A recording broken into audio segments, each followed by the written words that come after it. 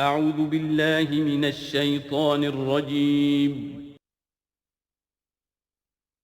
بسم اللہ الرحمن الرحیم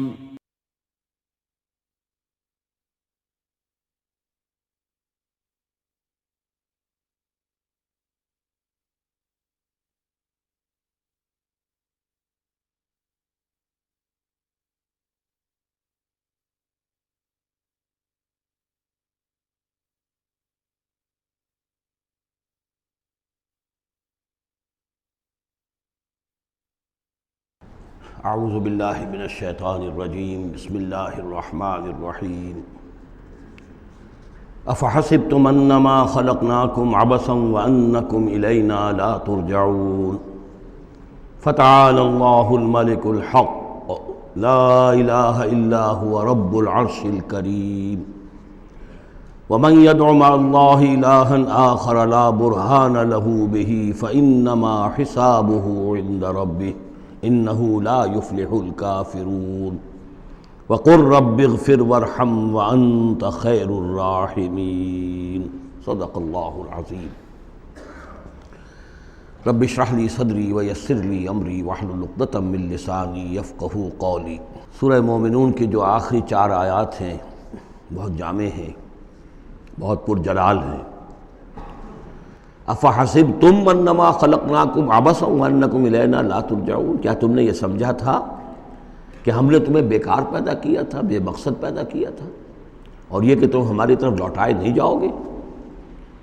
یعنی یہ کہ در حقیقت اگر آخرت کا تصور موجود نہ ہو تو تخلیق انسانی کا مقصد کو سمجھ میں نہیں آتا۔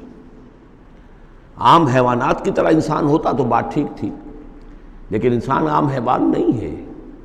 اس میں خاص طور پر جو نیکی اور بدی کا امتیاز ودیت کیا گیا ہے، اس کے اندر جو ایک مورل سینس ہے، اخلاقی حس ہے، کچھ چیزوں کو یہ برا سمجھتا ہے، کچھ چیزوں کو اچھا سمجھتا ہے، اور یہ یونیورسل ہے، یہ کسی ایک قوم یا ایک علاقے کے لوگوں کی بات نہیں ہے۔ یہ مورل ویلیوز جو ہے یہ پرماننٹ ہے، یونیورسل ہے، گلوبل ہے۔ تو آخر ان کا نتیجہ کیا ہے؟ گندم از گندم بروید، جو سے جو، گندم سے گندم اگنی چاہیے، جو سے جو، لیکن ہم دنیا میں تو دیکھتے ہیں کہ نیکی کا نتیجہ لازماً اچھا نہیں نکلتا اور بدی کا نتیجہ لازماً برا نہیں نکلتا۔ تو کوئی دوسری دنیا ہونی چاہیے، دوسری زندگی ہونی چاہیے۔ یہی دلیل ہے ایمان بالآخرہ کے لیے، جس کو قرآن مجید مختلف مواقع پر استعمال کرتا ہے۔ چنانچہ سورہ آل عمران کے آخری رکوع میں ہم یہ دیکھ چکے ہیں، ربنا ما خلقت ھذا باطلا سبحانک فقنا عذاب النار۔ گویا کہ وہی بات یہاں ہے، اور اگر اسے اس پچھلے سلسلہ کلام سے علیحدہ سمجھے تو ترجمہ ہوگا کیا تم نے یہ سمجھا ہے؟ یہ گویا کہ اب مجھ سے اور آپ سے اللہ تعالیٰ مخاطب ہیں، جو بھی قرآن کا پڑھنے والا ہے۔ افحسبتم انما خلقناکم عبثا، اے انسانوں کیا تم نے یہ سمجھا ہے کہ ہم نے تمہیں بیکار بے مقصد پیدا کیا ہے؟ وانکم الینا لا ترجعون، اور تم ہماری طرف لوٹائے نہیں جاؤ گے؟ فتعالی اللہ الملک الحق، تو بہت بلند و بالا ہے بادشاہ جو سچا بادشاہ ہے، الملک ہے۔ ظاہر بات ہے کہ کوئی بادشاہ دنیا میں ایسا نہیں ہو سکتا کہ جو اپنے غداروں کو سزا نہ دے، وفاداروں کو خلعتیں نہ دے، جاگیریں نہ دے، انعامات نہ دے۔ دنیا کا نظام چل نہیں سکتا جزا و سزا کے بغیر۔ تو وہ الملک القدوس الملک الحق کیسے ممکن ہے کہ وہ اپنے جانثاروں، وفاداروں، تابع داروں، ان کو کوئی اجر و ثواب نہ دے، ان کی کوئی قدر افزائی نہ کرے، ان کی جو جانثاریاں ہیں ان کا انہیں کوئی صلہ نہ دے، اور جو ان کے غدار تھے، اس کے باغی تھے، انہیں کوئی سزا نہ دے؟ کیسے ممکن ہے؟ وہ تو بادشاہ ہے، بہت بلند و بالا، اور بادشاہ برحق ہے۔ لا الہ الا ہو، اس کے سوا کوئی معبود نہیں۔ رب العرش الکریم، وہ بہت عزت والے عرش کا مالک ہے۔ ومن يدع مع اللہ الہا آخر، اور جو کوئی بھی پکارے گا اللہ کے ساتھ کسی اور الہ کو، یعنی اللہ کے ساتھ پکارنا ہے، اللہ کو بھی پکار رہا ہے، کسی اور کو بھی پکار رہا ہے، لا برہان لہ بہ، اس کے لیے، اس کے حق میں، اس کے تائید میں کوئی برہان، کوئی دلیل موجود نہیں ہے۔ فإنما حسابہ عند ربہ، تو اس کا حساب جو ہے اس کے رب کے پاس ہے، اللہ تعالیٰ اس سے حساب لے لے گا۔ انہ لا یفلح الکافرون، اس میں کوئی شک نہیں ہے کہ ایسے کافر فلاح نہیں پائیں گے۔ وَقُلْ رَبِّ اغْفِرْ وَارْحَمْ وَأَنْتَ خَيْرُ الرَّاحِمِينَ، اور دعا کرو کہ پروردگار ہمیں معاف فرما، ہمیں بخش دے اور ہم پر رحم فرما، اور یقیناً تو تمام رحم کرنے والوں میں سب سے بہتر رحم کرنے والا ہے۔ سورۃ النور۔ اب یہاں 14 وہ جو صورتیں تھیں جو میں نے عرض کیا جو مکیات ہیں مسلسل، ان میں سے ایک سورہ حج کے بارے میں اور ایک سورہ رعد کے بارے میں بھی بعض لوگوں کا خیال ہے کہ وہ مدنی ہیں، لیکن واقعہ یہ ہے کہ جن کو بھی مکی اور مدنی صورتوں کے مزاج سے واقفیت ہو گئی ہے، جو اس کو پہچانتے ہیں، وہ جانتے ہیں کہ یہ سارا سلسلہ جو ہے مکیات کا ہے اور ان میں کوئی مدنی صورت نہیں ہے۔ کہیں کہیں کسی مدنی آیت کا شامل ہو جانا یہ بالکل علیحدہ بات ہے، لیکن یہ کہ اب ان 14 صورتوں کے بعد اب یہ ہے واحد صورت مدنی ہے، اور یہ سورۃ النور ہے۔ یہ سن 6 کے آس پاس نازل ہوئی ہے، سن 6 ہجری، اور اس میں ایک بہت اہم واقعہ جو آیا ہے وہ حضرت عائشہ صدیقہ رضی اللہ تعالی عنہ پر جو تہمت لگائی تھی منافقین نے، اور اس میں سب سے بڑا رول تو تھا رئیس المنافقین عبداللہ ابن ابی کا، لیکن یہ کہ اور دوسرے منافقین بھی اور ان کے ساتھ ہی کچھ سادہ لوح مسلمان بھی اس فتنے میں کہیں شریک ہو گئے تھے، متاثر ہو گئے تھے، اور یہ کافی یوں سمجھیے کہ خود حضور صلی اللہ علیہ وسلم کے لیے بھی اور حضرت عائشہ صدیقہ کے لیے تو بہت ہی زیادہ تکلیف کا اور کرب کا یہ دور رہا ہے۔ بسم اللہ الرحمن الرحیم۔ سورۃ انزلناها وفرضناها وانزلنا فیہا آیات بینات لعلکم تذکرون۔ یہ ایک سورت ہے، یہ انداز کسی اور سورت کا نہیں ہے، اس انداز میں اس کا آغاز، اور سورۃ نکرہ کو اگر تفخیم کے لیے مانا جائے تو یہ ایک عظیم سورت ہے جو ہم نے نازل کی ہے، اور ہم نے اس کو لازم کیا ہے تم پر، فرض کیا ہے تم پر۔ وانزلنا فیہا آیات بینات، اور اس میں ہم نے اتنی بڑی روشن آیات نازل کی ہیں، لعلکم تذکرون، تاکہ تم یاد رکھو، تاکہ تم نصیحت اخذ کرو۔ اس سورہ مبارکہ کا جوڑا جو ہے وہ آپ کو 8 مکی صورتوں کے بعد پھر جا کر ملے گا، اور وہ ہے سورہ احزاب۔ ان دونوں میں بڑی گہری مناسبت ہے، اور تقریباً حجم بھی برابر ہے، دونوں 9 رکوعوں پر مشتمل ہیں، اگرچہ اس کی آیات جو ہیں یہ چونکہ بعد میں نازل ہوئی ہے تو 9 رکوع 64 آیات میں ہے، وہاں 9 رکوع 73 آیات میں ہے، وہ پہلے نازل ہوئی، وہ سن 5 میں نازل ہوئی، یہ سن 6 میں نازل ہوئی، لیکن دونوں میں آیت نمبر 35 سورہ احزاب کی بھی سورہ نور کی بھی نہایت اہم ہے، ایمان کی حقیقت اور اسلام کی کیفیات کے بارے میں۔ الزانیۃ والزانی فاجلدوا من کل واحد منہما 100 جلدہ۔ زنا کرنے والی عورت ہو، خواہ زنا کرنے والا مرد ہو، ہر ایک کو ان میں سے 100 کوڑے مارے جائیں۔ ولا تاخذکم بہما رأفۃ فی دین اللہ، اور تمہیں اللہ کے اس دین کے معاملے میں نہ روک دے کوئی شے ان کے اوپر مہربانی کے راستے سے، نہ تمہیں روک لے، پکڑ لے، لا تاخذکم بہما، ان کے ساتھ نرمی اور ان کے ساتھ شفقت، فی دین اللہ، اللہ کے دین میں، یہ اللہ کا دین ہے، اللہ کی شریعت ہے، یہ اللہ کی حد ہے، اور اس حد کے اجرا میں کسی کی ہمدردی، کسی کے ساتھ تمہارا تعلق، تمہاری دل کی نرمی، تمہاری شفقت یہ کہیں آڑے نہ آ جائے۔ ان کنتم تؤمنون باللہ والیوم الآخر، اگر تم ایمان رکھتے ہو اللہ پر اور یوم آخر پر۔ یہ جو حد ہے یہ ہے اصل میں زانی زانیہ جو غیر شادی شدہ ہو اس کے لیے 100 کوڑے ہیں، یہ حد ہے جو قرآن میں آئی ہے۔ زانی اور زانیہ اگر شادی شدہ ہے تو اس کی حد قرآن میں نہیں ہے، لیکن وہ سنت رسول صلی اللہ علیہ وسلم سے ثابت ہے، اور شریعت اسلامی کا چونکہ جو اس کی سورسز ہیں، اس کی ایک بنیاد ہے اللہ کی کتاب، اور دوسری بنیاد جو انڈیپینڈنٹلی قرآن مجید سے آزاد ہو کر ایک مستقل بنیاد ہے، مستقل سورس ہے، وہ سنت رسول ہے صلی اللہ علیہ وسلم۔ تو رجم کا جو حکم ہے وہ سنت سے ہے، اور جیسا کہ میں آپ کو بتا چکا ہوں اصل میں یہ اس قاعدہ کلیہ کے تحت ہے کہ سابقہ شریعت میں، شریعت موسوی میں بعض احکام وہ تھے کہ جن کی نفی نہیں آئی ہے، اور انہیں جو کہ نبی اکرم صلی اللہ علیہ وسلم نے اس امت کے اندر بھی جاری رکھا ہے۔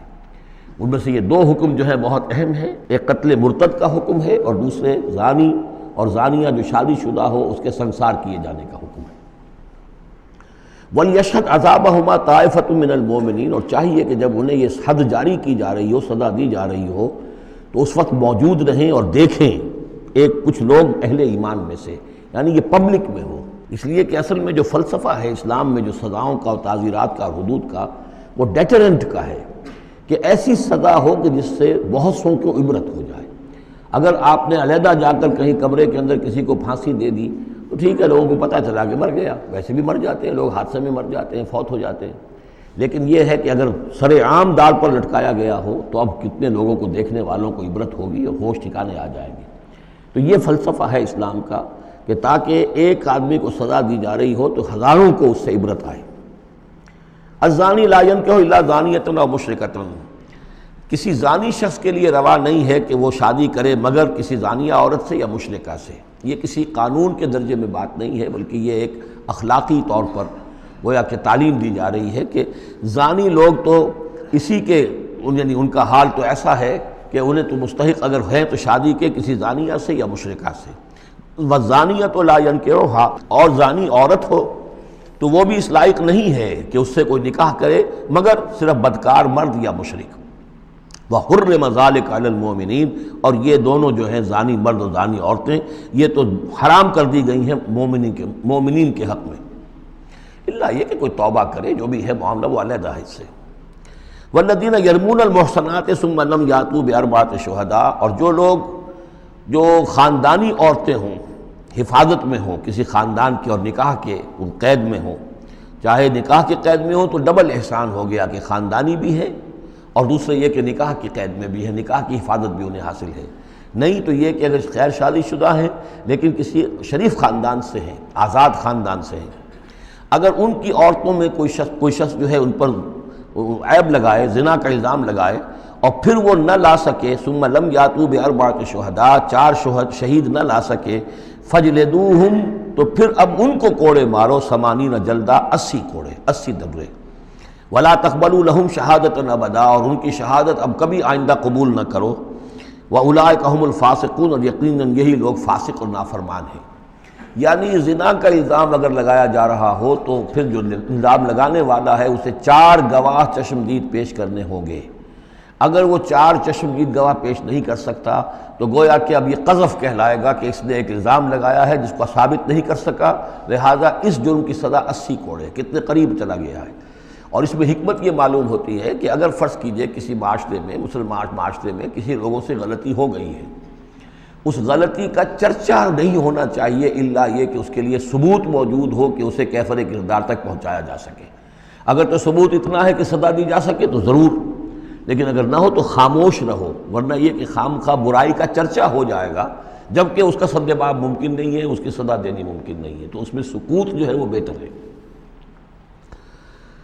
الا الذین تابوا، سوائے ان کے کہ جو توبہ کر لیں من بعد ذالک، اس کے بعد وہ اصلح و اصلاح کر لیں، یعنی یہ کہ کبھی کسی زمانے میں ان سے یہ غلطی ہو گئی تھی، انہوں نے کوئی تہمت لگائی تھی زنا کی اور 4 گواہ پیش نہیں کر سکے، طویل عرصے تک جو ہے ان کی گواہی پھر کسی بھی اسلامی عدالت میں قبول نہیں کی گئی، لیکن بعد میں ان کی روش ایسی رہی ہے، رویہ ایسا رہا ہے، انہوں نے اصلاح کر لی ہے، توبہ کر لی ہے، اب وہ قابل اعتماد ہیں، تو یہ جو معاملہ ہے اس پر سے ختم ہو جائے گا، ان کی گواہی بعد میں قبول کی جا سکے گی۔ فإن اللہ غفور الرحیم، تو اللہ غفور الرحیم ہے۔ والذین یرمون ازواجہم ولم یکن لہم شہداء الا انفسہم، اب ایک خاص معاملہ آ رہا ہے کہ کسی شوہر نے اپنی بیوی کو دیکھا ہو زنا کرتے ہوئے، وہ الزام لگائے کہ میں نے دیکھا ہے اپنی بیوی کو زنا کرتے ہوئے، درحال ہے کہ اس کے پاس 3 اور گواہ نہیں ہیں، لیکن چونکہ یہ معاملہ ہے شوہر اور بیوی کا، اگر کسی اور عورت کا ہوتا تو اس کے اوپر 80 درے لگتے اس کو کہ اس نے الزام لگایا ہے، چاہے چشمدید ہے، چاہے اس نے دیکھا ہے، لیکن 3 گناہ اور نہیں لا سکا، 3 گواہ نہیں لا سکا ہے تو درے لگیں گے 80۔ لیکن معاملہ چونکہ بیوی کا ہے، اس کے لیے خاص قانون ہے، اس کو لعان کہتے ہیں۔ وہ یہ ہے کہ والذین یرمون ازواجہم، جو الزام لگائیں زنا کا اپنی بیویوں پر، ثم ولم یکن لہم شہداء، اور ان کے پاس گواہ موجود نہ ہوں، الا انفسہم، سوائے ان کی اپنی جانوں کے، انہوں نے خود دیکھا ہے، فشہادۃ احدہم 4 شہادات باللہ، تو یہ ایک شخص کی گواہی بھی 4 گواہیاں شمار کی جائیں گی جبکہ وہ قسم کھائے اللہ کی، انہ لمن الصادقین، کہ وہ سچا ہے، حلفیہ بیان کرے۔ والخامسۃ، اور 5ویں بات یہ کہ وہ یہ کہے کہ ان لعنت اللہ علیہ ان کان من الکاذبین، کہ اگر میں جھوٹا ہوں تو مجھ پر اللہ کی لعنت ہو۔ 4 مرتبہ قسم کھا کر گواہی دینا گویا کہ وہ 4 گواہوں کی گواہی کے قائم مقام ہو جائے گا، جبکہ پھر وہ یہ بھی کہے کہ اگر میں جھوٹا ہوں تو اللہ کی لعنت مجھ پر ہو، اللعنت اللہ علی الکاذبین ان کان من الکاذبین۔ وَيَدْرَؤْ عَنْهَا الْعَذَابَ، اب عورت کیا کرے گی جس کے اوپر اس کی بیوی جو ہے اس پر جو الزام لگایا گیا ہے، اگر وہ اس پر سے عذاب ٹل جائے گی سزا اور یہ حد عورت سے، ان تشہد اربع شہادات باللہ، کہ وہ بھی قسم 4 مرتبہ کھائے اللہ کی، انہ لمن الکاذبین، کہ یہ میرا شوہر جو مجھ پر الزام لگا رہا ہے جھوٹا ہے، والخامسۃ، اور 5ویں بات وہ یہ کہے ان غضب اللہ علیہا ان کان من الصادقین، کہ اگر میرا یہ شوہر اس الزام میں سچا ہے تو مجھ پر اللہ کا غضب آئے۔ اس انداز میں پھر یہ کہ عورت کے اوپر پھر حد جاری نہیں ہوگی، اور اگر شوہر کے 4 قسمیں کھا کر الزام لگانے اور پھر یہ کہ اللہ تعالیٰ کی لعنت اپنے اوپر طلب کرنے اگر جھوٹا ہو، اس کے بعد اگر بیوی خاموش رہتی ہے، وہ جوابی طور پر قسم نہیں کھاتی 4، اور نہ یہ کہتی ہے کہ اگر یہ سچا ہو تو مجھ پر اللہ کا غضب ہو، تو پھر اس پر حد جاری ہو جائے گی۔ لیکن اگر وہ بھی قسم کھا لے 4 قسمیں، اور یہ کہ ساتھ ہی یہ بھی کہے کہ اگر یہ سچا ہو اور واقعی اس کا الزام درست ہو مجھ پر، تو مجھ پر اللہ کا غضب نازل ہو جائے، تو پھر یہ کہ عذاب ٹل جائے گا، دنیا کی سزا اسے نہیں ملے گی۔ وَلَوْلَا فَضْلُ اللَّهِ عَلَيْكُمْ وَرَحْمَتُهُ، اور اگر اللہ کا فضل اور اس کی رحمت تمہارے شامل حال نہ ہوتی، وَأَنَّ اللَّهَ تَوَّابٌ رَحِيمٌ، تو گویا کہ یہاں پہ محذوف ہے کہ اگر اللہ کا فضل اور اس کی رحمت شامل حال نہ ہوتی تو تم بہت غلط راستے پر پڑ جاتے، تم کوئی بہت بڑا قدم اٹھا دیتے۔ وہ جو بھی واقعہ اب آگے آ رہا ہے یہ اس کے لیے تمہید ہے۔ وَأَنَّ اللَّهَ تَوَّابٌ حَكِيمٌ، یقیناً اللہ تعالیٰ بہت توبہ کا قبول فرمانے والا اور حکمت والا ہے۔ إِنَّ الَّذِينَ جَاءُوا بِالْإِفْكِ عُصْبَةٌ مِّنكُمْ، جن لوگوں نے یہ طوفان اٹھایا ہے، جن لوگوں نے تہمت تراشی ہے حضرت عائشہ صدیقہ رضی اللہ تعالی عنہا پر، یہ تمہارے ہی ایک گروہ ہے، تم ہی میں سے ہیں۔ لا تحسبوہ شرا لکم، اسے تم اپنے لیے برا نہ سمجھو، بل ہوا خیر لکم، بلکہ یہ بھی تمہارے لیے خیر ہے۔ اس کے ذریعے سے اللہ تعالیٰ تمہارے سامنے اب اس ضمن میں ہدایات دے گا، قوانین بتا دے گا، شریعت کے جو احکام ہیں وہ نازل ہو رہے ہیں، اس کے لیے گویا کہ یہ واقعہ جو ہے ایک تقریب بن گیا، ایک ذریعہ بن گیا۔ واقعہ اچھی طرح نوٹ کر لیجئے کہ غزوہ بنی مستلق میں حضور سن 6 کا ہے یہ واقعہ، ہجری کا تشریف لے گئے تھے۔ جب وہاں سے واپس آ رہے تھے تو جہاں رات کو ایک جگہ پر قیام تھا، اور حضرت عائشہ صدیقہ جو ہے ایک ہودج میں علیحدہ ہوتی تھیں، جیسے جس کو کہ اٹھا کر جو لوگ آتے تھے حمال وہ اٹھا کر اسے اونٹ پر رکھ دیتے تھے، اور جہاں پر پڑا ہوا وہ ہودج اونٹ پر سے اتار کر نیچے رکھ دیا۔ تو رات کو کہیں قضائے حاجت کے لیے نکلی، پیشاب وغیرہ کی حاجت ہوئی، وہ کہیں گئیں، وہاں کچھ دیر لگ گئی، اور دیکھا واپس آ کر تو کہیں ہار اپنا گر گیا تھا، اس ہار کو دیکھنے کے لیے واپس گئیں۔ اتنی دیر میں وہ حمال آئے، اور حضرت عائشہ بہت دبلی پتلی تھیں، انہیں اندازہ نہیں ہوا کہ اس ہودج میں اس وقت ام المومنین موجود نہیں ہے۔ انہوں نے اٹھایا اور وہ کوچ کا وقت ہو گیا تھا، اونٹ کے اوپر رکھا اور قافلہ چل دیا۔ اب جب یہ آئیں واپس تو اب دیکھا کہ وہ تو قافلہ جا چکا، ہکا بکا کیا کریں، تنہا ہے، رات کا وقت ہے۔ اس وقت انہوں نے بڑی عقل مندی سے کام لیا کہ اب اگر میں قافلے کے پیچھے دوڑی چلی تو پتہ نہیں میں کسی غلط راستے پر مڑ جاؤں، اور پھر وہ تلاش بھی نہیں کر سکیں گے مجھے، تو بہتر یہ کہ میں یہیں پر بیٹھی رہوں، تاکہ انہیں جب بھی خیال ہوگا کہ اس ہودج کے اندر جو ہے ام المومنین عائشہ صدیقہ موجود نہیں ہے تو وہ تلاش میں پھر یہیں آئیں گے۔ تو وہاں بیٹھی ہوئی تھی، رات کا وقت تھا، نیند آ گئی، سو گئی، اس سے آپ کا چہرہ بھی کھل گیا۔ تو ایک صاحب تھے صحابہ میں سے صفوان ابن معطل، ان کی ڈیوٹی یہ ہوتی تھی کہ وہ لشکر کے پیچھے پیچھے چلتے تھے۔ لشکر چل رہا ہے تو ذرا فاصلے سے کہ کہیں کوئی گری پڑی چیز رہ گئی ہو، کہیں کوئی بیمار ہو وہ چل نہ پایا ہو لشکر کے ساتھ اور رہ گیا ہو پیچھے، تو پیچھے وہ دیکھ بھال کرتے ہوئے آتے تھے۔ انہیں دور سے نظر آیا کہ یہاں کوئی شے پڑی ہوئی ہے، گٹھڑی سی پڑی ہے کوئی، تو جا کر دیکھا، حضرت عائشہ کو پہچان لیا، اور وہ کہتے ہیں کہ میں نے اس لیے پہچان لیا کہ حجاب کی آیت کے نازل ہونے سے پہلے میں نے انہیں دیکھا تھا۔ حجاب کی آیت نازل ہوئی ہے سورہ احزاب میں، سورہ احزاب 1 سال پہلے نازل ہو چکی ہے، تو جب تک حجاب کی آیت نہیں آئی تھی ظاہر بات ہے کہ وہاں پردہ نہیں تھا، کوئی نقاب نہیں اوڑھتی تھی خواتین، اور نہ امہات المومنین، لہذا پہچانتے تھے۔ تو وہ چونکہ چہرہ کھلا ہوا تھا ام المومنین کا، تو انہوں نے کہا انا للہ و انا الیہ راجعون، یہ الفاظ جو کہے تو حضرت عائشہ کی آنکھ کھل گئی، اور وہ پھر اٹھ کر بیٹھی، انہوں نے اپنا کپڑا درست کیا، لیکن پھر انہوں نے یہ کیا صفوان ابن معطل نے کہ اپنا اونٹ بٹھا دیا خاموشی کے ساتھ، حضرت عائشہ اس پر سوار ہو گئیں، اور وہ آگے اس کی وہ نکیل پکڑ کر وہ چلتے گئے اور قافلے میں پہنچ گئے۔ وہاں عبداللہ ابن ابی نے شور مچا دیا کہ خدا کی قسم تمہارے نبی کی یہ بیوی جو ہے بچ کر نہیں آئی ہے، مطلب یہ کہ یہ تو اب یہ معاملہ جو رہا ہے، تنہائی رہی ہے، علیحدہ رہے ہیں، تو گویا کہ زنا کا معاملہ ہو گیا ہے۔ یہ اس کی جو بھی اس کی گندی سوچ تھی، ظاہر بات ہے کہ مکھی تو گندگی پر بیٹھتی ہے، اس کو تلاش رہتی ہے گندگی کی، اس کے لیے تو یہ ایک موقع مل گیا اسکینڈل اٹھانے کا۔ یہ اسکینڈل بڑھتے بڑھتے ایک طوفان بن گیا، اور اس میں بعض جو ہیں بہت ہی مخلص لوگ بھی، حضرت حسان ابن ثابت رضی اللہ تعالیٰ عنہ جو دربار نبوی کے گویا کہ سرکاری شاعر تھے، ان کا بھی معاملہ اس کے اندر ایسا ہو گیا کہ وہ بھی ملوث ہو گئے۔ تو یہ ہے واقعہ افک کا۔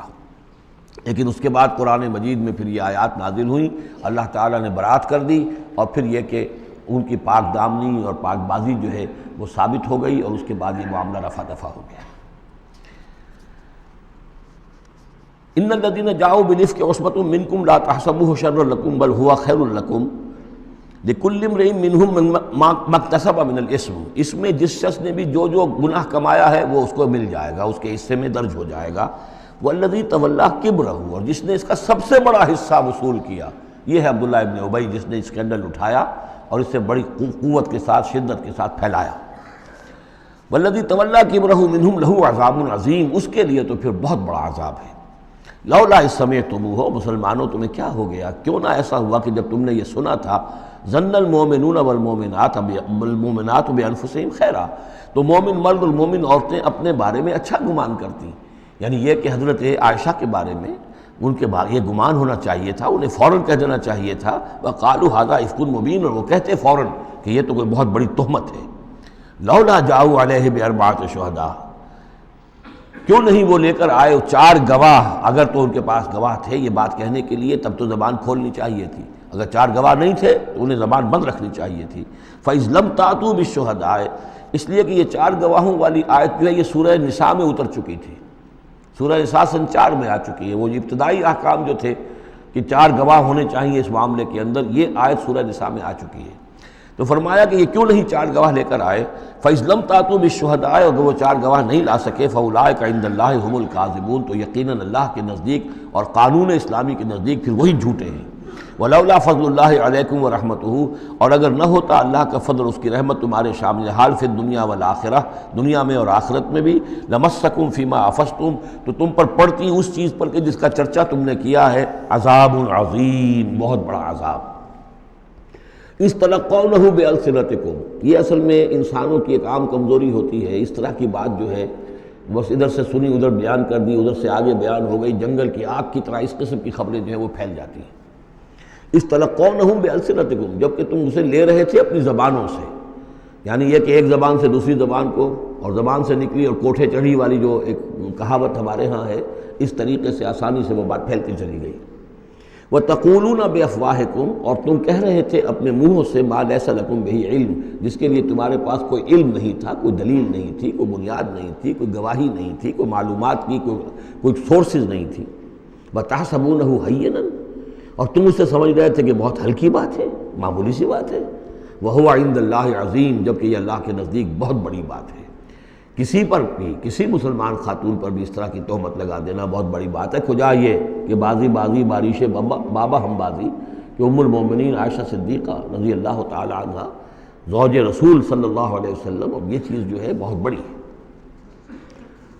وَلَوْلَا إِذْ سَمِعْتُمُوهُ قُلْتُم مَّا يَكُونُ لَنَا أَن نَّتَكَلَّمَ بِهَٰذَا، کیوں نہ ایسا ہوا کہ جب تم نے یہ سنا تھا تو تم کہتے کہ ہمارے لیے بالکل جائز نہیں ہے کہ ہم یہ بات زبان سے نکالیں۔ سبحانک، اللہ تو پاک ہے، ھذا بہتان عظیم، یقیناً یہ بہت بڑا بہتان ہے۔ یعظکم اللہ ان تعودوا لمثلہ، اللہ تعالیٰ تمہیں نصیحت کر رہا ہے مبادا تم دوبارہ پھر اس قسم کی کسی معاملے کے اندر اسی طریقے سے اعادہ کرو اور دوبارہ اسی کوئی حرکت کرو، ابداً کبھی بھی، ان کنتم مؤمنین، اگر تم مومن ہو۔ وَيُبَيِّنُ اللَّهُ لَكُمُ الْآيَاتِ، اور اللہ تعالیٰ تمہارے لیے اپنی آیات کو واضح کر رہا ہے، وَاللَّهُ عَلِيمٌ حکیم، اللہ علیم اور حکیم ہے۔ ان الذین یحبون ان تشیع الفاحشۃ فی الذین آمنوا لہم عذاب علیم، بے شک وہ لوگ جو یہ چاہتے ہیں کہ اہل ایمان میں بے حیائی کا چرچا ہو جائے تو ان لوگوں کے لیے بہت دردناک عذاب ہے۔ ایک تو یہ کہ بے حیائی پھیل جائے، تشیع الفاحشہ شائع ہو جائے، بے حیائی عام ہو جائے، جو لوگ اس کے لیے، اب ظاہر بات ہے کہ آج کل تو کاروبار کے لیے، اپنے اخبار بیچنے کے لیے، اس کی جو ہے اشاعت بڑھانے کے لیے نئی سے نئی قسم کی رنگین تصویریں شائع کی جا رہی ہیں، یہ سارا کچھ ہو رہا ہے۔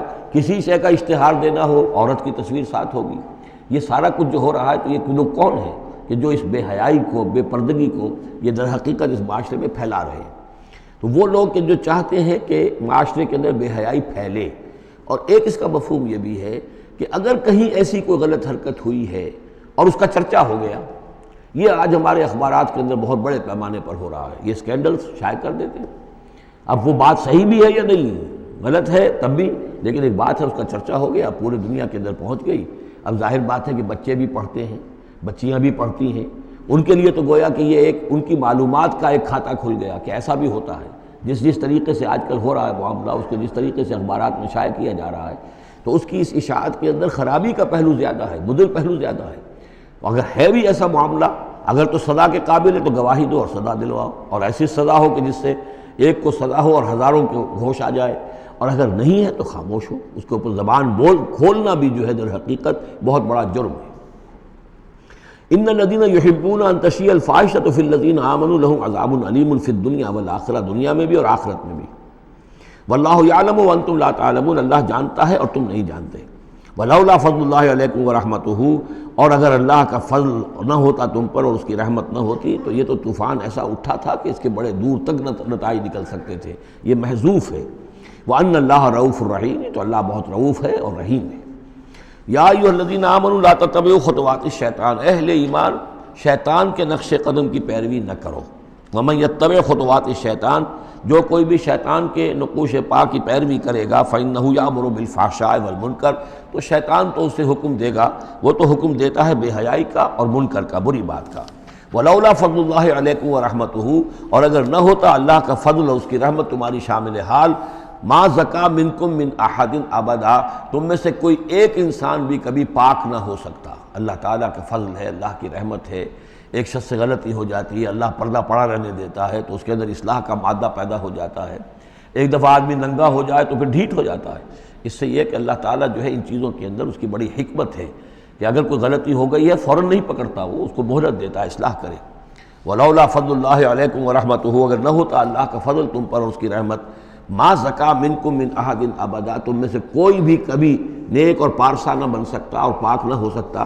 ولکن اللہ یزکی من یشاء، بلکہ یہ تو اللہ تعالیٰ ہی پاک کرتا ہے جس کو چاہتا ہے۔ واللہ سمیع علیم، اللہ سمیع علیم ہے۔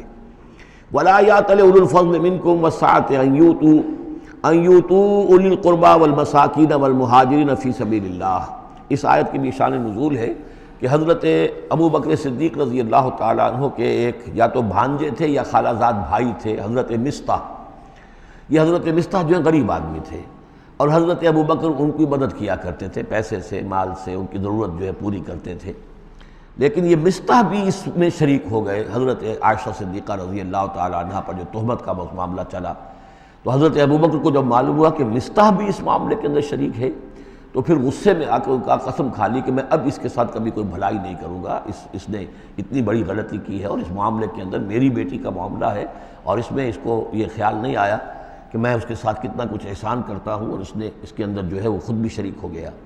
اس پر اللہ تعالیٰ کی طرف سے گرفت آ رہی ہے کہ نہیں ابو بکر یہ ٹھیک نہیں ہے، جو بھی اس سے غلطی ہوئی، لیکن تم جو نیک کام کر رہے تھے اس کا کیوں قسم کھاتے ہو کہ اس کے اندر تم مدد نہیں کرو گے۔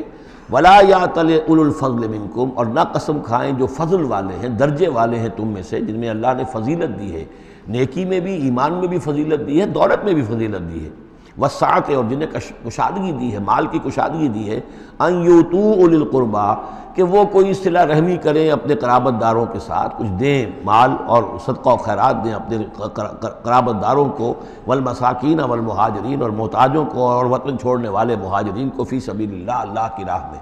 تو یہ قسم نہ کھائیں۔ ولیعفوا ولیصفحوا، انہیں چاہیے کہ معاف کر دیں اور درگزر سے کام لیں۔ الا تحبون ان یغفر اللہ لکم، کیا تم یہ نہیں چاہتے کہ اللہ تمہیں معاف کرے؟ یعنی اے ابو بکر اگر تم یہ چاہتے ہو، تم سے بھی تو کوئی خطا آخر ہو جاتی ہے، اللہ معاف فرماتا ہے، کیا تم نہیں چاہتے کہ اللہ تمہاری خطاؤں سے درگزر کرے؟ الا تحبون ان یغفر اللہ لکم، کیا تم نہیں پسند کرتے اس کو کہ اللہ تمہیں معاف کرے؟ اس پر اس آیت کو سنتے ہی حضرت ابو بکر صدیق کے الفاظ یہ نقل کیے گئے، بلا یا ربنا انا نحب، کیوں نہیں پروردگار، ہم ضرور چاہتے ہیں کہ تو ہمیں معاف فرما دے۔ انہوں نے اپنی قسم کا کفارہ دیا، اور اس کے بعد جو بھی وہ کرتے تھے ان کے ساتھ بھلائی اور نیکی، اس سلسلے کو جاری کر دیا۔ واللہ غفور الرحیم، اور اللہ تعالیٰ غفور ہے اور رحیم ہے۔ ان الذین یرمون المحصنات الغافلات المؤمنات، یقیناً وہ لوگ کہ جو تہمت لگاتے ہیں ان پاک دامن عورتوں پر کہ جو غافل ہیں، جن کو ان چیزوں کا ہوش بھی نہیں ہے، جن کا گمان بھی ادھر نہیں گیا، المومنات اہل ایمان میں سے لعنوا فی الدنیا ایسی معصوم اور پاک دامن عورتوں پر جو تہمت لگانے والے ہیں ان پر پھٹکار ہے دنیا میں بھی اور آخرت میں بھی، وَلَهُمْ عَذَابٌ عَظِيمٌ اور ان کے لیے بہت بڑا عذاب ہے۔ یوم تشہد علیہم السنتہم وایدیہم، جس دن کے ان کے خلاف گواہی دیں گے، تشہد علیہم، علی کو نوٹ کر لیجئے، جس دن کے ان کے خلاف گواہی دیں گے، السنتہم ان کی اپنی زبانیں گواہی دیں گی، وایدیہم ان کے اپنے ہاتھ گواہی دیں گے، وارجلہم اور ان کے پاؤں گواہی دیں گے، بما کانوا یعملون، اب جو کچھ عمل وہ کر رہے تھے۔ یہ ہاتھ ہمارے پاس اللہ کی امانت ہے، میں اس سے غلط کام کر رہا ہوں تو یہ انڈر پروٹیسٹ میرا حکم تو مان رہا ہے، اس لیے کہ اللہ تعالیٰ نے مجھے میرے حوالے سے کیا ہوا ہے، لیکن اس کے اندر پروٹیسٹ ہے، قیامت کے دن یہی میرے خلاف مقدمہ کرے گا، پروردگار تو نے مجھے اس کے حوالے کیا تھا اور یہ مجھ سے میرے ذریعے سے غلط کام کرتا رہا۔ یہ پاؤں جو ہیں ہمارے خلاف گواہی دیں گے کہ پروردگار ہم اس کے تابع تھے، اس کے حکم کے مطابق چل رہے تھے، یہ بدبخت ہمیں چوری کرنے کے لیے جاتا تھا تو اس کے لیے استعمال کرتا تھا، یا کوئی اور برا کام کرنے کے لیے ہمارے پیروں ہمیں استعمال کرتا تھا۔ یومئذ یوفیہم اللہ دینہم الحق، اس دن اللہ تعالیٰ ان کا پورا بدلہ ان کو دے دے گا۔ یہ دین کے لفظ کو یہاں نوٹ کیجئے، دین بدلے کو کہتے ہیں، دین مالک یوم الدین، جزا و سزا کے دن کا مالک، بدلے کا دن۔ وَيَعْلَمُونَ أَنَّ اللَّهَ هُوَ الْحَقُّ الْمُبِينُ، اور وہ جان لیں گے کہ اللہ تعالیٰ ہی ہے الحق، سچا اور ہر بات کو کھول کر بیان کر دینے والا۔ الخبیثات للخبیثین والخبیثون للخبیثات، ناپاک عورتیں ناپاک مردوں کے لیے ہیں اور ناپاک مرد ناپاک عورتوں کے لیے ہیں، اور طیبات والطیبات للطیبین والطیبون للطیبات، اور ستھرے اور پاک باز جو خواتین ہیں وہ پاک باز مردوں کے لیے ہیں، اور پاک باز جو مرد ہیں وہ پاک دامن خواتین کے لیے ہیں۔ اولئک مبرؤون مما یقولون، یہ لوگ بری ہیں ان چیزوں سے کہ جو لوگ کہتے ہیں۔ لہم مغفرۃ ورزق کریم، ان کے لیے مغفرت ہے اور رزق کریم ہے۔ یہ دونوں آیات جو ہیں در حقیقت اخلاقی تعلیم کی نوعیت کی ہیں کہ اتنی اخلاقی حس معاشرے کے اندر رہے کہ جس کے ساتھ کوئی بدنامی کا معاملہ ہو جائے پھر وہ خود محسوس کرے کہ میں آئسولیٹ ہو کر رہ گیا ہوں یا رہ گئی ہوں اس معاشرے کے اندر، یہ معاشرے کے اندر یہ عام روش پیدا ہو جائے۔ جیسے کہ پہلے آیا تھا وہ اس کے اندر بھی یہی بات تھی کہ زانی نکاح نہ کرے مگر کسی زانیہ سے یا کسی مشرکہ سے، وہ اس لائق نہیں ہے کہ اس کے نکاح میں کوئی مسلمان خاتون آئے پاک دامن اور عفت والی۔ اس طرح زانیہ جو ہے اس سے کوئی نکاح نہ کرے سوائے مشرک کے، یہ قانونی چیزیں نہیں ہیں، جیسا کہ میں نے عرض کیا یہ اخلاقی، تاکہ ایک نفرت پیدا ہو زنا سے، بدکاری سے۔ اسی طریقے سے معاشرے کے اندر ایک عام فضا، ایک حس ایسی پیدا ہو جائے کہ جس میں جو لوگ بھی ایسی گراوٹوں میں مبتلا ہوں وہ خود اپنی آنکھوں میں ذلیل ہو کر رہ جائیں۔ یا ایھا الذین آمنوا لا تدخلوا بیوتا غیر بیوتکم حتی تستأنسوا، اب اس حوالے سے بہت سے جو احکام آ رہے ہیں، یہ سورہ نور اور سورہ احزاب ان دونوں میں معاشرتی احکامات ہیں۔ معاشرتی احکامات میں خاص طور پر وہ جو ایک آیت آئی ہے سورہ بنی اسرائیل میں، وَلَا تَقْرَبُوا الزِّنَا إِنَّهُ كَانَ فَاحِشَةً وَسَاءَ سَبِيلًا، اس زنا کا سد باب کرنے کے لیے اسلام کے معاشرتی نظام میں بہت دور دور تک اقدامات کیے گئے ہیں۔ قریب مت جاؤ زنا کے، یعنی زنا کو ایریڈیکیٹ کرنا معاشرے میں یہ ایک بہت بڑا آبجیکٹیو ہے، اور اس کے لیے دور دور تک اقدامات، مثلا پردہ ہے، ستر ہے، لباس کے احکام دیے گئے ہیں۔ معاشرہ جو ہے ہمارا جو ہے وہ مکسڈ سوسائٹی نہ ہو، مخلوط معاشرہ نہ ہو، مردوں کی ذمہ داریاں علیحدہ ہیں، عورتوں کی علیحدہ ہیں، معاشرہ جو ہے سیگریگیٹڈ ہو، مردوں اور عورتوں کے درمیان اختلاط نہ ہو۔ یہ ساری چیزیں کس کے لیے؟ یہ اسی لیے ہے کہ یہ در حقیقت اس قدر شدید کشش ہے مرد اور عورت کے اندر، یہ اللہ نے جو دو جنسیں بنائی ہیں، اور اس میں یقیناً جو سیکس کا معاملہ اتنا پوٹنٹ موٹیو ہے کہ اس کو اگر پوری طریقے سے، جیسے گھوڑا بہت منہ زور ہو تو اسے بہت باندھ کر رکھنا پڑے گا اور بڑا اس کو کنٹرول کرنے کے لیے محنت کی ضرورت ہے، اسی طریقے سے اس سیکس کو ڈسپلن کرنا اور صحیح انداز میں اس کو جو ہے ہارنس کرنا، اور اس کے لیے یہ ہے کہ غلط راستوں سے اس کو بچانا، اس کے لیے بڑے دور دور تک احکام دیے گئے، اور یہ پورا معاشرتی نظام اسلام کا اسی بنیاد پہ اب قائم ہے۔ اب اسی میں سے مثلاً یہ گھر کی پرائیویسی بھی ہے، ایک گھر ہے، گھر میں ایک شوہر ہے، اس کی بیوی ہے، اب آپ فوراً چلے گئے سیدھے گھر کے اندر، نہیں، اے اہل ایمان مت داخل ہوا کرو گھروں میں اپنے گھروں کے سوا، حتیٰ تستانسوا، یہاں تک کہ بول چال کر لو، اجازت لے لو، وتسلموا علی اہلہا، اور اذن لینے کی اس وقت جو ہوتی تھی شکل وہ یہی کہ جا کر دروازے پر کہو السلام علیکم، معلوم ہوا کہ کوئی صاحب ہیں کہ جو آئے ہیں ملنا چاہتے ہیں، اور اندر آنا چاہتے ہیں۔ اب اس کے بعد یہ کہ وہ اپنی آئیڈینٹی دیں اور پھر ان کو آنے کی اجازت دی جائے، یہ نہیں کہ بے دھڑک چلے جا رہے ہیں۔ ذالکم خیر لکم لعلکم تذکرون، یہی تمہارے لیے بہتر ہے تاکہ تم نصیحت حاصل کرو۔ فإن لم تجدوا فيها أحدا فلا تدخلوها، اگر اس گھر میں کوئی نہ ہو تو پھر اس میں داخل مت ہو، حتیٰ یؤذن لکم، یہاں تک کہ تمہیں اجازت دی جائے۔ جو گھر کا مالک ہے وہ اگر اجازت دے کہ ہاں میرا گھر اس وقت خالی ہے تم اس میں جا سکتے ہو، ورنہ یہ کہ خالی گھر کے اندر جہاں کوئی نہیں ہے داخلے کی اجازت نہیں ہے۔ وَإِن قِيلَ لَكُمْ، اور اگر کہا جائے تم سے ارجعوا، چلے جاؤ، لوٹ جاؤ، اس وقت میں ملنے کے لیے تیار نہیں ہوں یا میں اپنی کسی مشغولیت میں ہوں، فرجعوا، تو لوٹ جاؤ۔ اب دیکھیے یہ آداب ہیں۔ ہمارے ہاں یہ ہے کہ آپ پہنچ گئے، نہ ٹائم لیا ہوا ہے نہ پہلے سے طے ہے، آپ سمجھتے ہیں کہ مجھے ریسیو کرنا اس کا فرض ہے، کیوں نہیں ملا؟ اس نے انکار کر دیا تو اس کا مطلب یہ کہ بڑا متکبر ہے اور بہت یہ جو ہے شخص جو ہے، یہ نہیں۔ اگر تو آپ وقت طے کر کے گئے ہیں تو اس کا فرض ہے کہ وہ آپ کو ریسیو کرے اور آپ کو وقت دے، لیکن اگر آپ اچانک چلے گئے ہیں تو آپ کو اس کی پرائیویسی پر آپ جو ہے حملہ آور نہیں ہو سکتے۔ وہ اپنے کس کام میں ہے، کس مشغولیت میں ہے، اس کی کیا اہمیت ہے، آپ تو اس کو نہیں جانتے۔ اگر وہ گھر والا کہہ دیتا ارجعوا، وَإِن قِيلَ لَكُمْ ارْجِعُوا فَارْجِعُوا، تو لوٹ جاؤ، ہوا أَزْكَىٰ لَكُمْ، یہی تمہارے لیے زیادہ پاک ہے، پاک بازی کا معاملہ، وَاللَّهُ بِمَا تَعْمَلُونَ عَلِيمٌ، اور جو کچھ تم کر رہے ہو اللہ اس سے واقف ہے۔ لَيْسَ عَلَيْكُمْ جُنَاحٌ أَن تَدْخُلُوا بُيُوتًا غَيْرَ مَسْكُونَةٍ، اس میں کوئی حرج نہیں ہے کہ تم داخل ہو جایا کرو ایسے گھروں میں کہ جن میں سکونت نہیں ہے، جس میں کوئی لوگ رہتے نہیں ہیں، ریزیڈینشل نہیں ہے۔ اب گوڈاؤنز ہیں، اب ایسا تو نہیں کہ گوڈاؤنز میں آپ نہیں جا سکتے، سامان پڑا ہوا گودام ہے آپ جا سکتے۔ فیہا متاع لکم، اس میں تمہارا سامان ہے، تو یہ وہی گودام والی بات ہو گئی۔ واللہ یعلم ما تبدون وما تکتمون، اور اللہ جانتا ہے جو تم ظاہر کرتے ہو جو کچھ تم چھپاتے ہو۔ یعنی قانون کی اصل روح کو دیکھنا چاہیے کہ یہ جو روکا جا رہا ہے کہ گھروں میں داخل نہ ہو، تو یہ اصل میں جو پرائیویسی ہے گھر کی اور فیملی کی، اصل میں اس کو ملحوظ خاطر رکھا جا رہا ہے، نہ یہ کہ آپ کہیں کہ صاحب اب ہم گودام میں بھی داخل نہیں ہو سکتے جب تک یہ پرمیشن جو لکھی ہوئی ہے وہ ہمیں مل نہ جائے۔ قل للمؤمنین یغضوا من ابصارہم، اہل ایمان سے یہ کہیے اے نبی کہ وہ اپنی نگاہوں کو ذرا نیچا رکھا کریں، وَيَحْفَظُوا فُرُوجَهُمْ، اور اپنی شرمگاہوں کی حفاظت کریں۔ ذَلِكَ أَزْكَىٰ لَهُمْ، یہی ان کے لیے زیادہ پاکیزہ ہے اور زیادہ بہتر ہے۔ إِنَّ اللَّهَ خَبِيرٌ بِمَا يَصْنَعُونَ، یقیناً اللہ تعالیٰ باخبر ہے اس سے کہ جو وہ کر رہے ہیں۔ وَقُلْ لِلْمُؤْمِنَاتِ يَغْضُضْنَ مِنْ أَبْصَارِهِنَّ، اسی طرح مومن عورتوں سے بھی کہہ دیجئے وہ بھی اپنی نگاہیں نیچی رکھا کریں۔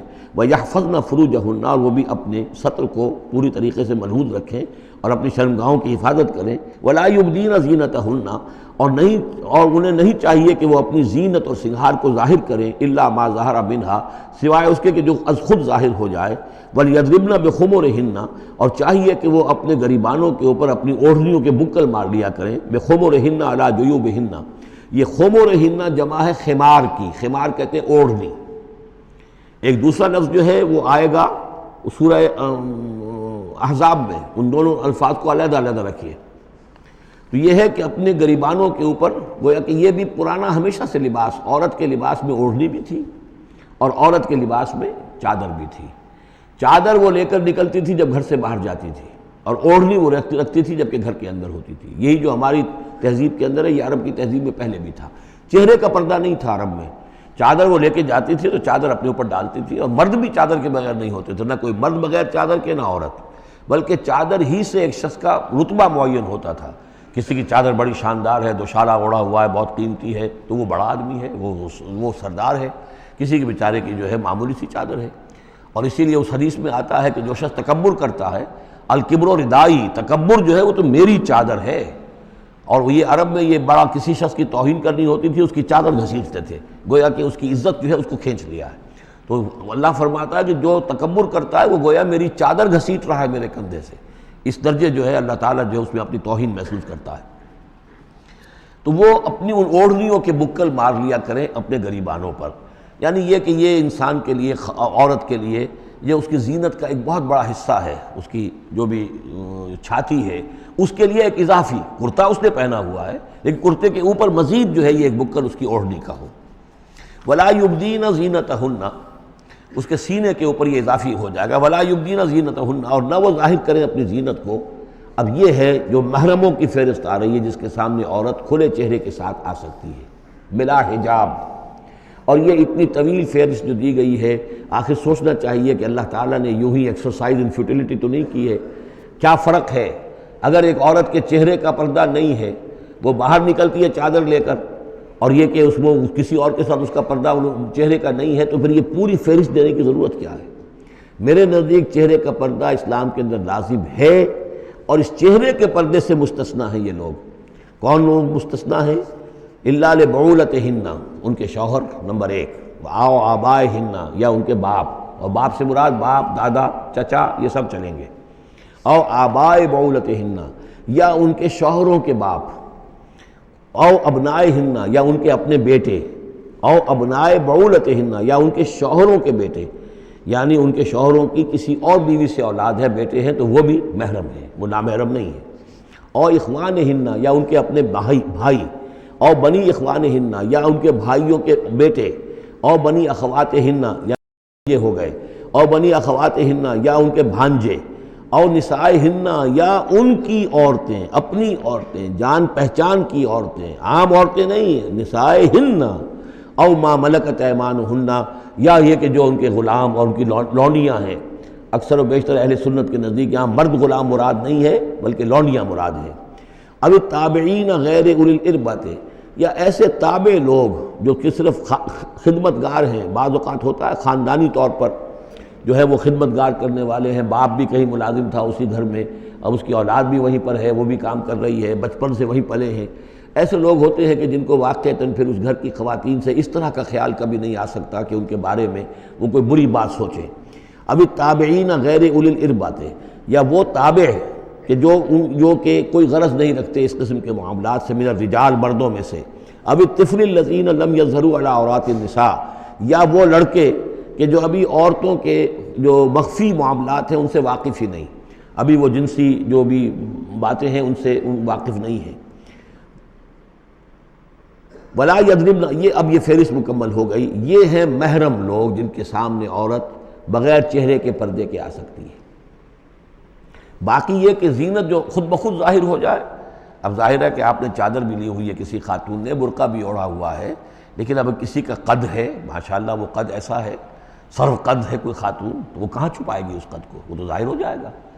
جسم متناسب ہے، اب وہ جسم تو ظاہر ہو جائے گا۔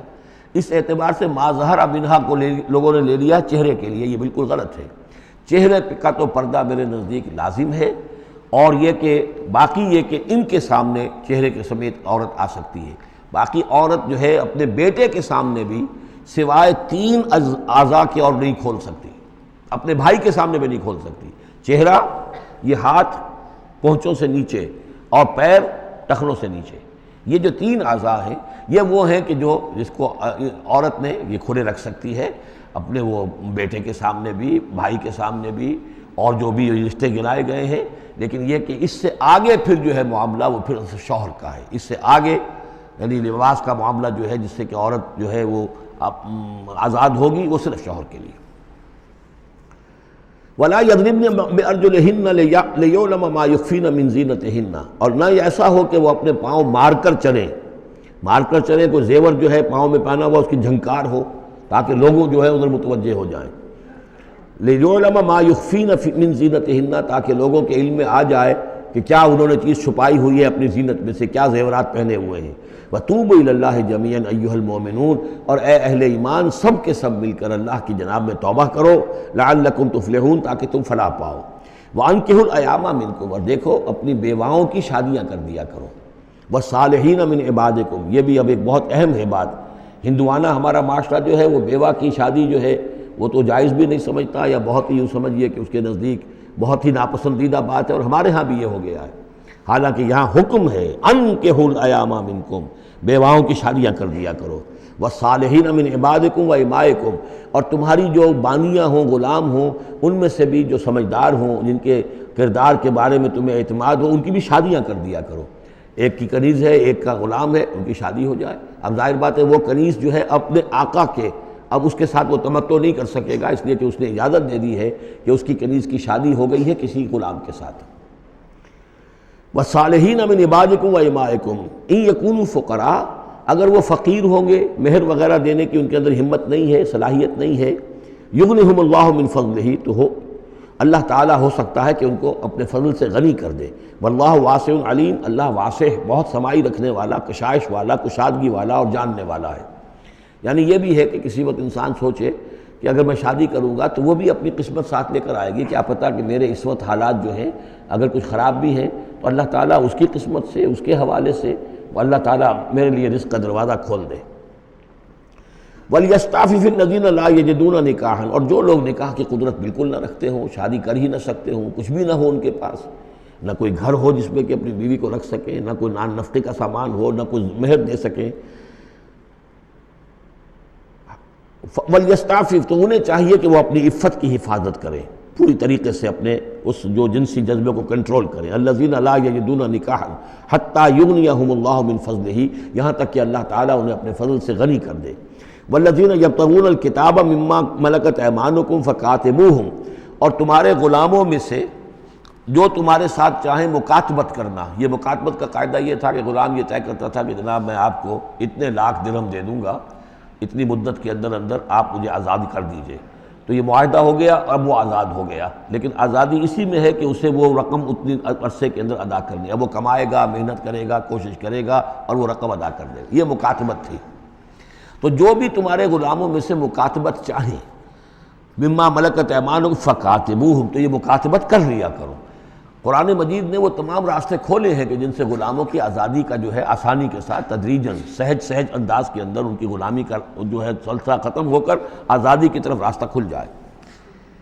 فَقَاتِبُوهُمْ إِنْ عَلِمْتُمْ فِيهِمْ خَيْرًا، اگر تم دیکھ رہے ہو ان کے اندر کہ خیر ہے، بھلائی ہے، واقعتاً یہ شخص اعتماد کیا جا سکتا ہے، یہ بھاگ نہیں جائے گا اور یہ جو بھی کرنا چاہ رہا ہے معاہدہ اس کو پورا کرنے کی اس کی نیت ہے۔ وَآتُوهُمْ مِن مَالِ اللَّهِ الَّذِي آتَاكُمْ، پھر ایسے لوگوں کو جنہوں نے مکاتبت کی ہو تم بھی مال دیا کرو، جو اللہ کا مال تمہارے پاس اللہ نے تمہیں دیا ہے، یعنی لوگ مدد بھی کریں اس کی تاکہ وہ اپنی اس رقم کو جلد از جلد ادا کر کے اور وہ پھر آزاد ہو جائے۔ وَلَا تُكْرِهُوا فَتَيَاتِكُمْ عَلَى الْبِغَاءِ، اور دیکھو اپنی باندیوں کو، چھوکریوں کو، یہ جو وہاں پہ باندیاں کنیزیں ہوتی تھی انہیں بدکاری پر مجبور نہ کرو۔ ان اردنا تحسنا، اگر وہ چاہیں کہ وہ پاک دامن رہیں، وہ کسی قلعے میں رہیں، اور ان سے چونکہ یہ بھی رواج وہاں تھا، ان باندیوں سے پھر وہ پیشہ کراتے تھے۔ اب یہ اصل میں اصلاح ہو رہی ہے اس معاشرے کی، اور اس کے اندر ان چیزوں کو رفتہ رفتہ روکا جا رہا ہے۔ جیسے سورہ نساء میں آیا تھا، ایسا بھی ہوتا تھا کہ باپ کی بیویاں جو ہیں، اپنی جو سوتیلی مائیں ہیں، انہیں اپنے گھر میں ڈال دیا، لیکن یہ ساری چیزیں رفتہ رفتہ ایک ایک کر کے پھر ان کی بندش ہوئی ہے، تو وہ اپنی لونڈیوں سے پیشہ کراتے تھے اور کمائی خود کھاتے تھے۔ تو فرمایا یہ بہت غلط ہے، لِتَبْتَغُوا عَرَضَ الْحَيَاةِ الدُّنْيَا، تاکہ تم حاصل کرو دنیا کی زندگی کا سامان۔ وَمَنْ يُكْرِهُنَّ فَإِنَّ اللَّهَ مِنْ بَعْدِ إِكْرَاهِهِنَّ غَفُورٌ رَحِيمٌ، اور اگر کوئی ان کو مجبور کرے گا اس کام کے لیے تو اللہ تعالیٰ ان کی اس مجبوری کی بنا پر ان کے حق میں غفور اور رحیم ہوگا۔ تم پر وبال آئے گا، جو کام یہ غلط کروائے گا وبال اس پر آئے گا۔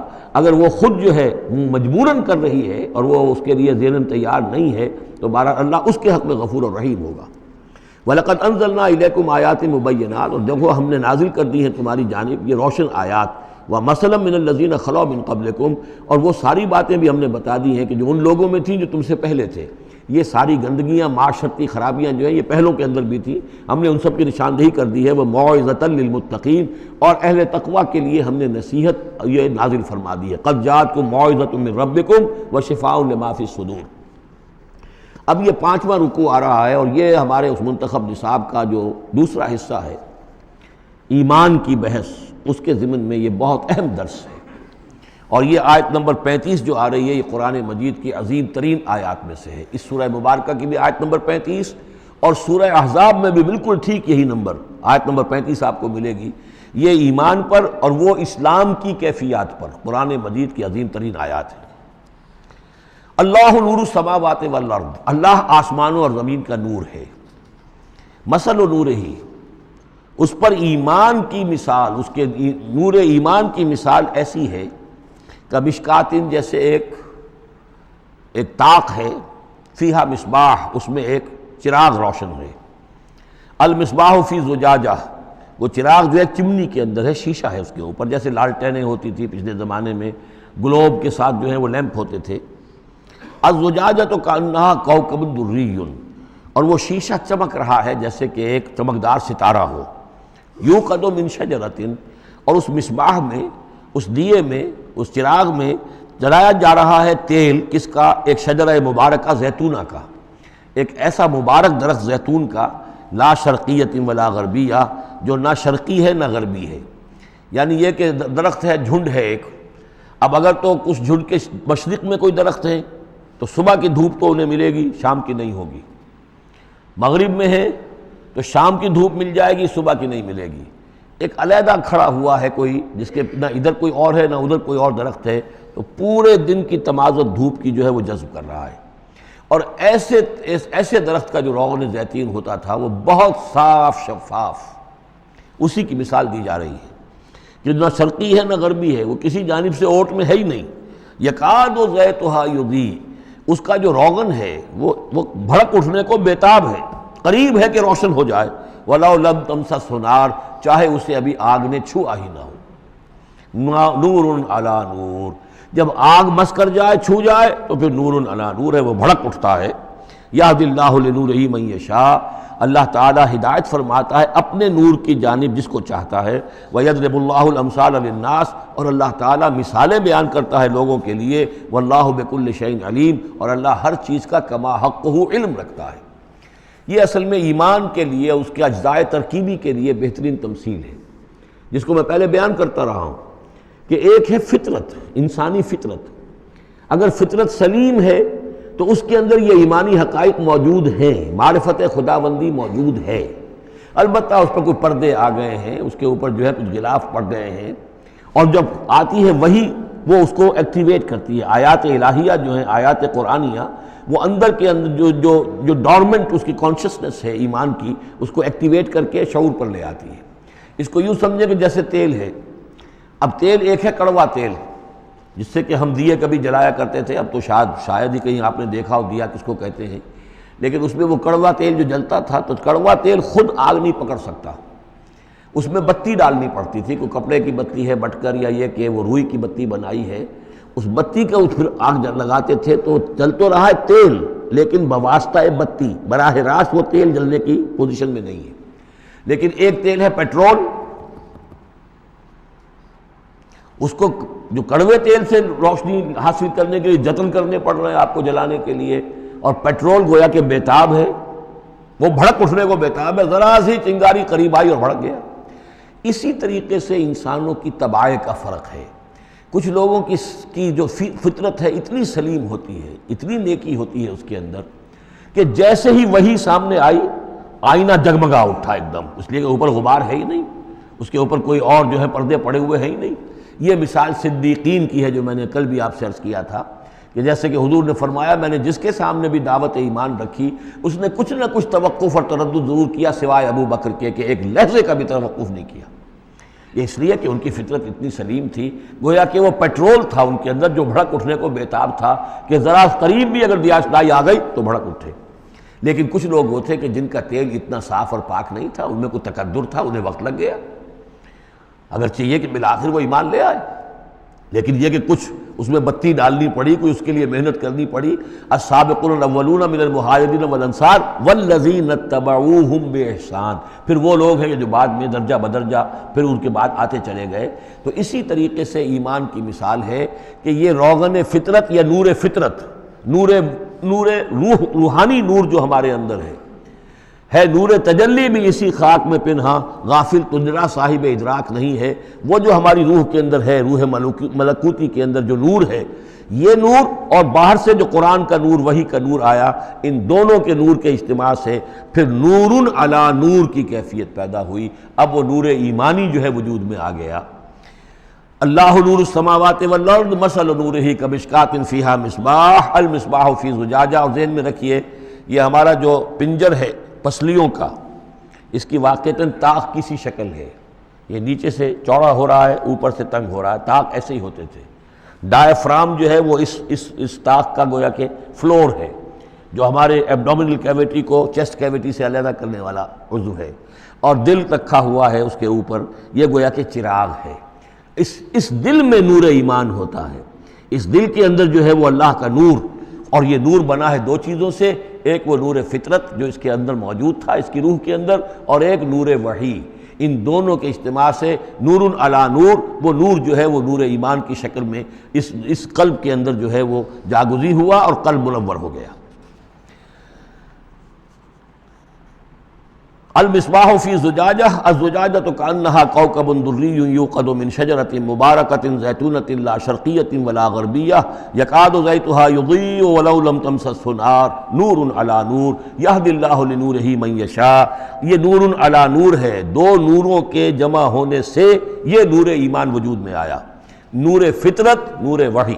اور اللہ تعالیٰ ہدایت دیتا ہے اپنے نور کی جس کو چاہتا ہے، اور اللہ یہ مثالیں لوگوں کے لیے بیان کرتا ہے. باقی اللہ کو تو ہر شے کا کما حقہ علم ہے. مثال کی ضرورت انسانوں کے لیے ہے کہ جو ان لطیف حقائق کو ایسے ہی از خود نہیں سمجھ سکتے. اب جن لوگوں کے دلوں میں یہ نور ایمان پیدا ہو جاتا ہے، ان کی ایک جھلک دکھائی جا رہی ہے کہ ان کی شخصیت، ان کی زندگی کی دلچسپیاں کیا ہوتی ہیں. فی بیوت اذن اللہ ان ترفع ویذکر فیہا اسمہ، ان گھروں میں جن کا کہ اللہ نے حکم دیا کہ انہیں بلند کیا جائے، یعنی مساجد. بلند کرنے سے مطلب یہ ہے کہ ان کو نمایاں بنایا جائے. ہر مسلمان آبادی میں معلوم ہو کہ مسجد ایک نمایاں شے ہے. یہ ضروری نہیں کہ اس کی ڈیکوریشن ہو، اس کے اوپر جو ہے خام خواہ تکلفات میں پیسے خرچ کیے جائیں، لیکن یہ کہ ایک تو یہ کہ وہ نمایاں ہونی چاہیے، معلوم ہو کہ اس آبادی کا مرکز یہ ہے. نمبر دو یہ ہے کہ ترفع، اس کو ہر طریقے سے، ہر معنوی گندگی سے بھی پاک رکھا جائے. وَيُذْكَرَ فِيهَا اسْمُهُ، اس میں اس کا نام لیا جائے. يُسَبِّحُ لَهُ فِيهَا بِالْغُدُوِّ وَالْآصَالِ، یہ جو صاحب ایمان لوگ ہیں جن کے دلوں میں ایمان کی قندیلیں روشن ہیں، یہ تسبیح کرتے ہیں اللہ کی ان گھروں کے اندر، صبح کے وقت بھی اور شام کے وقت بھی. رجال، وہ جواں مرد، لا تلہیہم تجارت ولا بیع عن ذکر اللہ واقام الصلاۃ، جن کو غافل نہیں کر سکتی نہ کوئی تجارت، نہ کوئی خرید و فروخت اللہ کی یاد سے اور نماز کے قائم کرنے سے، وایتاء الزکاۃ اور زکوٰۃ کے ادا کرنے سے. یخافون یومن، یہ سب کچھ کر کے بھی وہ ڈرتے رہتے ہیں، لرزاں و ترساں رہتے ہیں، کانپتے رہتے ہیں اس دن کے تصور سے. تتقلب فیہ القلوب والابصار، جس میں کہ دل بھی الٹ جائیں گے اور نگاہیں بھی الٹ جائیں گی. لیجزیہم اللہ احسن ما عملوا، تاکہ اللہ تعالیٰ ان کو بدلے میں دے بہترین جزا ان کے اعمال کی. ویزیدہم من فضلہ، اور اضافہ کرے اپنی طرف سے اپنے فضل میں سے. واللہ یرزق من یشاء بغیر حساب، اور اللہ تعالیٰ چاہتا ہے دیتا ہے جس کو چاہتا ہے بغیر حساب. اللہم ربنا اجعلنا منہم، یہ تو مومن صادق کے لیے ایمان ان کے دلوں میں ہے، اس کی تمثیل یہ ہے، اور ان کے کردار کی جھلک یہ ہے. اب ایک ہے بین بین کے لوگ، ایمان تو نہیں ہے لیکن کچھ نہ کچھ نیکی کے کام کرتے ہیں، کچھ اپنے دل کی تسلی کے لیے، کچھ اپنے ضمیر کو مطمئن کرنے کے لیے. ان کی نیکی حقیقی نیکی نہیں ہے. وہ لیس البر ان تولوا وجوہکم قبل المشرق والمغرب، اس آیت کو ذہن میں رکھیے. والذین کفروا، اور جو لوگ ایمان سے تہی ہیں، محروم ہیں، کافر ہیں، ان کی نیکیاں، ان کے اعمال کیا ہیں؟ کسرابن، جیسے ریت ہو، سراب ہو، بقیعۃ، ایک چٹیل میدان میں، یحسبہ الظمآن ماء، پیاسا سمجھتا ہے کہ پانی ہے، حتی اذا جاءہ، یہاں تک کہ وہ جب وہاں پہ گھسٹ کر بھی پہنچتا ہے تو معلوم ہوتا ہے لم یجدہ شیئا، کچھ نہیں پاتا وہاں پر. ووجد اللہ عندہ، اور اللہ کو پاتا ہے وہاں موجود. فوفاہ حسابہ، تو اللہ تعالیٰ اس کا حساب اسے پورا چکا دیتا ہے. واللہ سریع الحساب، اور اللہ جو ہے حساب چکانے میں دیر نہیں لگاتا. یعنی یہ جو نیکیاں ہوتی، جھوٹی نیکیاں، ملمے کی نیکیاں، حقیقی ایمان نہیں ہے، ایمان باللہ نہیں ہے، ایمان بالآخرت نہیں ہے، لیکن یوں ہی کچھ نہ کچھ نیکیاں ہیں، کچھ خدمت خلق کے کام ہیں، اس طرح کی چیزیں اللہ کی نگاہ میں ان کی کوئی وقت نہیں. اس کے لیے پہلے ایک مثال سورہ ابراہیم میں آ چکی ہے. دوسری مثال یہ کہ یہ نیکیاں سراب کے مانند ہیں، جنہیں پیاسا سمجھتا ہے کہ یہ پانی ہے، حقیقت میں پانی نہیں ہے. اب تیسرا جو کردار ہے وہ یہ ہے کہ جن کے دلوں میں، جن کی زندگیوں میں یہ جھوٹ موٹ کی نیکی بھی نہیں ہے، نفس پرستی اور دنیا پرستی، اور ان کے اندر ہر طرح کی گندگی جو ہے وہ آ چکی ہے. ان کی مثال کیا ہے؟ او کظلمات فی بحر اللجی، یا جیسے کہ اندھیرے ہوں ایک بڑے گہرے سمندر میں. یغشاہ موج، اس کے اوپر ایک موج چڑھی ہوئی ہو. من فوقہ موج، اس کے اوپر ایک اور موج ہو. من فوقہ سحاب، اور اوپر جو ہے بادل بھی ہوں. یعنی اندھیری رات ہے، کوئی روشنی نہیں، اوپر بادل ہے، نہ چاند اور ستاروں کی کوئی روشنی نہیں آ رہی. اور اس کے ساتھ ہی یہ ہے کہ موج کے اوپر موج چڑھی ہوئی ہے. ظلمات بعضها فوق بعض، یہ اندھیروں پر اندھیرے ہیں. اذا اخرج یدہ لم یکد یراہا، جب وہ اپنا ہاتھ نکالتا ہے تو اس کو بھی نہیں دیکھ سکتا، جسے ہم کہتے ہیں اپنے محاورے میں ہاتھ کو ہاتھ سجائی نہیں دیتا. وَأَلَّمْ يَجْعَلِ اللَّهُ لَهُ نُورًا، اور جس کو اللہ تعالیٰ ہی نے کوئی نور عطا نہ کیا ہو، فما لہ من نور، تو اس کے لیے پھر کہیں کوئی نور نہیں ہے. یہ وہ لوگ ہیں کہ جن کی زندگیاں کسی ملمے کی نیکی سے بھی خالی ہیں، اندھیارے ہی اندھیارے ہیں. ظلمات فوق بعضها فوق بعض. بارک اللہ لی ولکم فی القرآن العظیم ونفعنی وإیاکم بالآیات والذکر الحکیم.